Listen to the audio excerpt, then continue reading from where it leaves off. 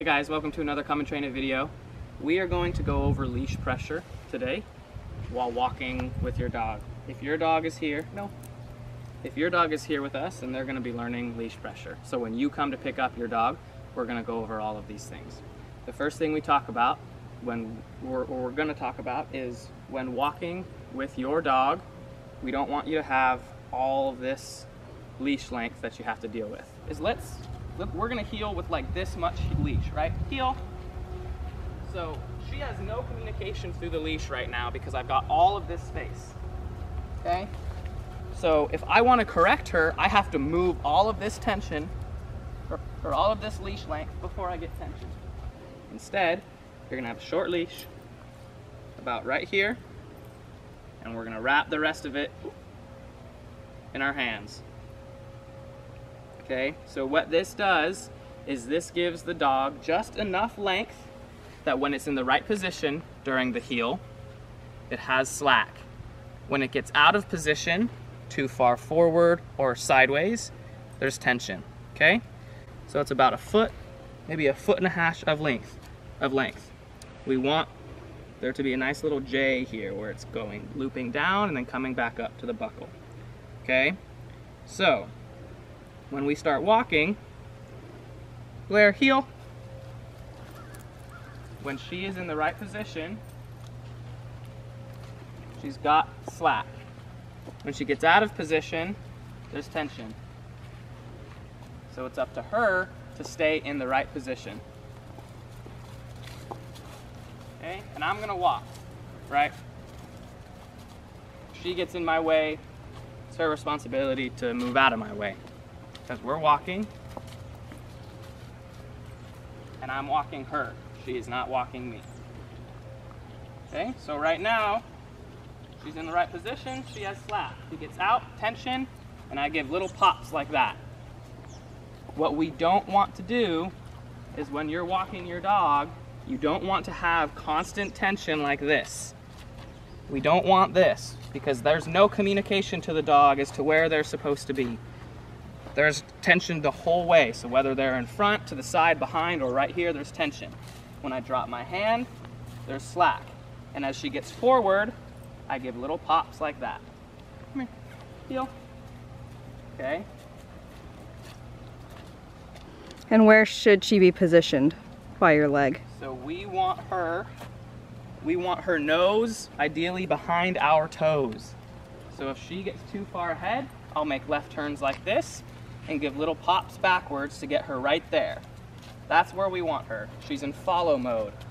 So she's following me. So she gets too far ahead, I'll turn and pop. Okay. Turn, pop, pop. And I'll keep doing that for as long as it takes until we get into follow mode. What we don't want is we don't want your hand all the way back here, all the way over here, all the way up here. We don't want you holding the leash like this. Give yourself a foot and a half.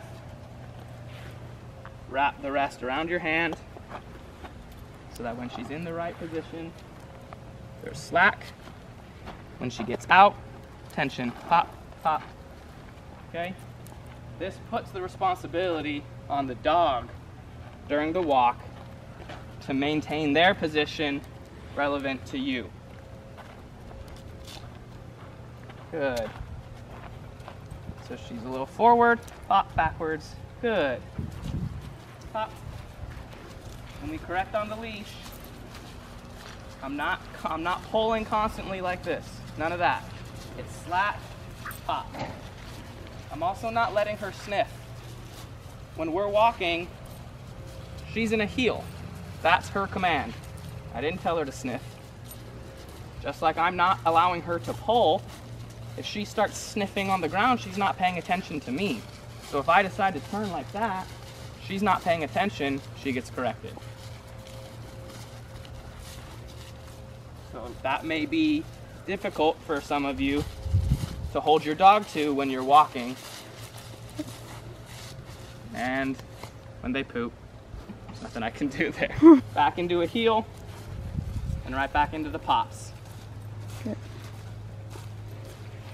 So the pops are communication. That's gonna be The number one skill set that we're gonna want you guys to develop when communicating to your dog through the leash is the little pops. Instead of the constant, tension like this, pulling tension, we want pop and release, tension and slack, very quickly.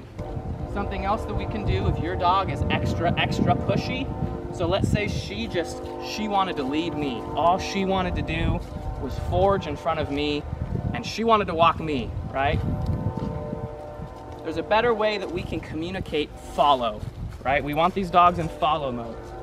I showed a little bit earlier, but the way that we do that is I turn, I face her, and then I walk into her and give her a little bit of leash pressure backwards until she moves away, and I continue on my way. So she's in a bit more follow mode now. Say she gets too far forward, turn, face her, walk into her until she does that. Then we go back. Keep her head up off the ground. And that's called spatial pressure, okay? It's pressure I am putting on her, just like the tension in the leash, but I'm doing it with my space. I'm making my space a higher priority than hers. This is great for very pushy dogs. Now, depending on your dog, be careful if you've never done this with your dog. If your dog is aggressive, they may not like you walking into your space, so always consult a professional if you're ever worried that your dog might come up the leash at you.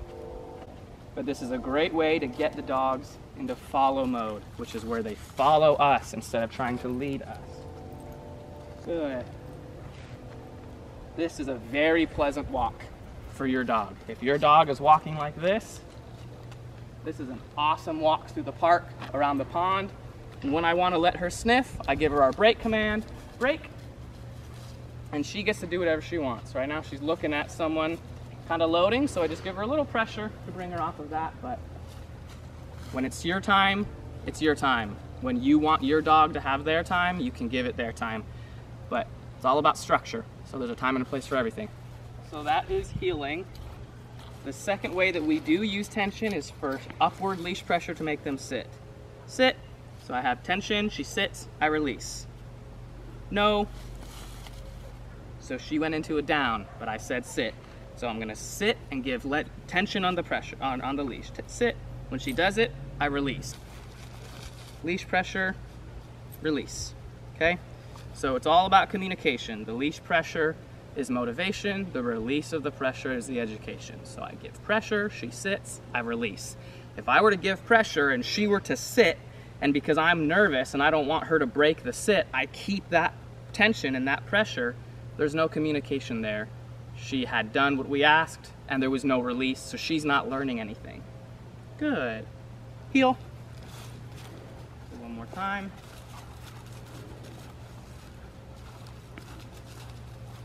Leash pressure, release, okay?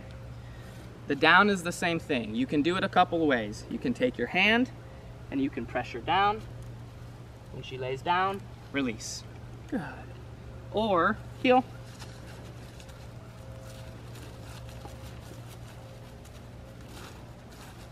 Leash pressure into a sit, release, or I'm gonna keep her up. Good. What you can also do is you can just drop the leash, just run it under your foot and just leash pressure down this way. Good. That way if you have a bad back, if you can't bend over, this is a lot more taxing to do than just dropping it under your foot. Good. But it's the same concept. Leash pressure down. As she follows the pressure, she gets down, release. The release is super important. So I'm Parker with Come and Train It, where we help dog lovers become responsible dog owners. Let us know if you guys have any questions.